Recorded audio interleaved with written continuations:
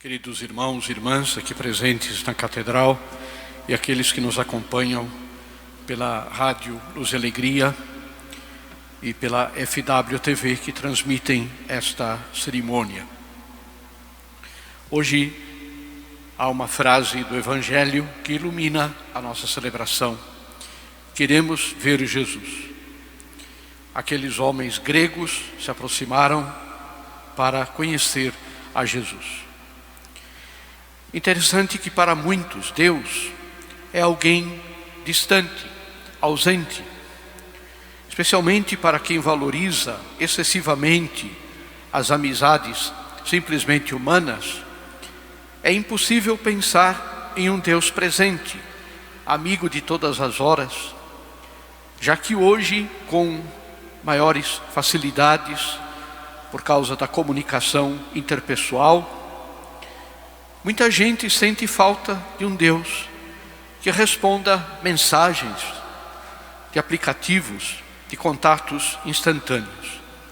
Não é esta a forma, não é esta maneira que Deus se faz presente em nossa vida, de forma superficial. Deus tem outra forma de agir e de se comunicar conosco. A sua maneira de se fazer presente não é imediatista, mas visa sempre fazer-nos viver na sua presença e manifestar o seu amor em nós. Na primeira leitura deste quinto domingo do tempo da Quaresma, tirada do profeta Jeremias, por meio do profeta, Deus garante a sua proximidade amorosa.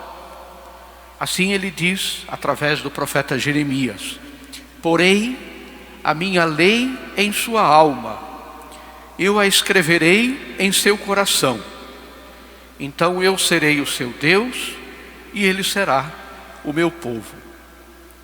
A maneira de Deus se fazer presente na nossa vida é através desta interioridade, da sua lei escrita no nosso coração e do seu amor que nós experimentamos no dia a dia. Assim ele nos garante a sua proximidade através de uma presença viva em nós.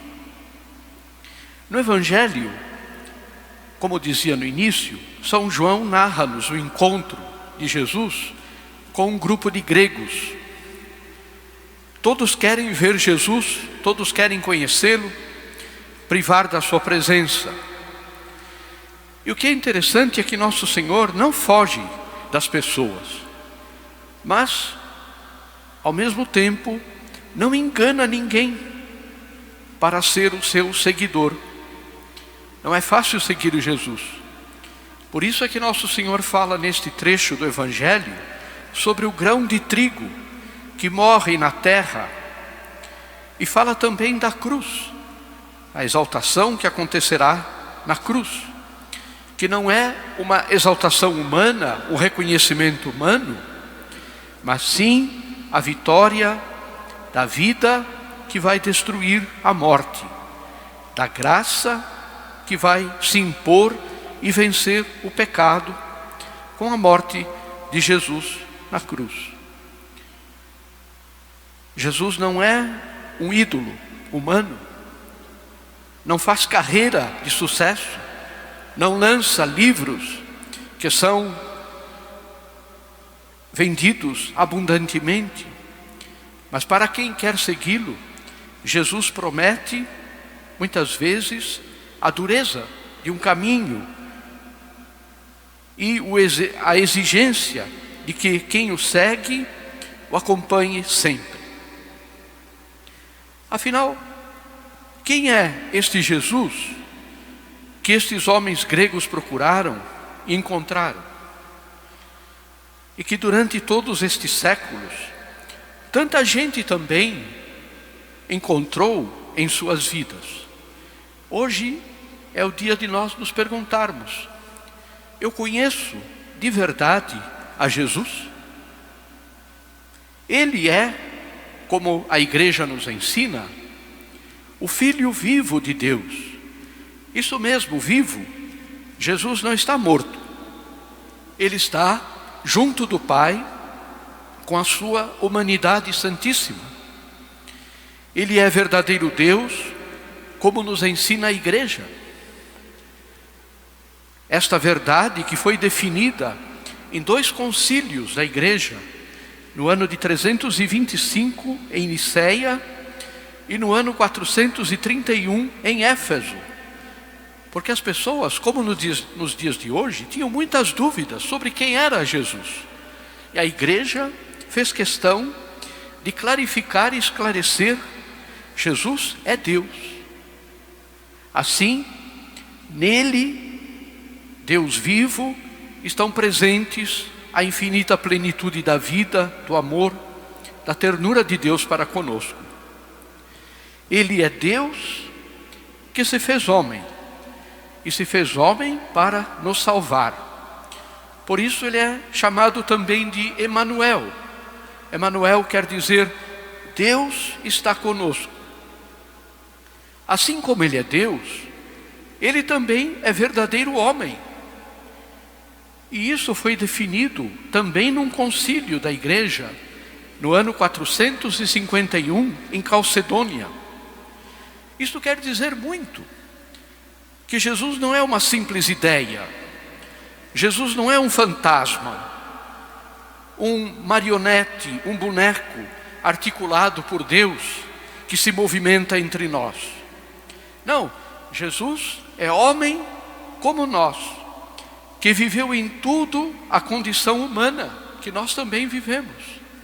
Passou sede, fome, frio, sentiu o abandono, sentiu alegria, chorou. Como qualquer um de nós vive estas realidades. A única diferença de nós, que somos homens, é o pecado. Ou seja, ele não teve o pecado, já que ele veio ao mundo para nos salvar do pecado, e Deus não pode ter pecado em si. Portanto, perguntar quem é Jesus significa dizer que ele é indissoluvelmente Deus e homem. Não se pode separar a divindade da humanidade de Cristo. No meio da humanidade, ele atuou e salvou como Deus, sendo homem. Mas foi especialmente na cruz que ele completou a obra da nossa salvação. Por isso o Evangelho nos diz que todos os olhares se dirigem para a cruz. Não é à toa que nas igrejas, diante dos olhos dos fiéis, são colocados os crucifixos. Durante alguns anos, houve interpretações erradas que tiraram as cruzes, os crucifixos das igrejas. Ah não, mas nós acreditamos no Cristo ressuscitado, no Cristo vivo. Sim, claro, lógico que acreditamos no Cristo ressuscitado. Mas a salvação veio pela cruz. Por isso, o painel que nós temos diante dos nossos olhos não é coberto nem durante a quaresma. Todas as imagens já estão cobertas, para fazer com que o nosso olhar, o olhar da nossa fé, esteja dirigido para Cristo, somente para Ele. Vale a pena olharmos para Jesus. Vale a pena olharmos para a cruz. Esta cruz que nós muitas vezes compartilhamos no nosso dia a dia. A cruz do nosso sofrimento, das contrariedades que passamos, das dificuldades deste tempo e desta vida. Tudo isso só tem sentido na cruz de Jesus. E é unidos a Ele que nós estamos vivendo esta quaresma e nos orientando para viver a Semana Santa. Jamais deixemos de olhar para a cruz. Muitas pessoas têm a cruz no peito, em suas casas têm o crucifixo, o crucificado.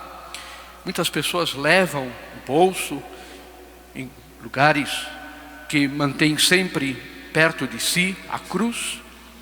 Tudo isso para que nós não nos esqueçamos de que foi pela cruz que chegou até nós a salvação que nosso Senhor realizou.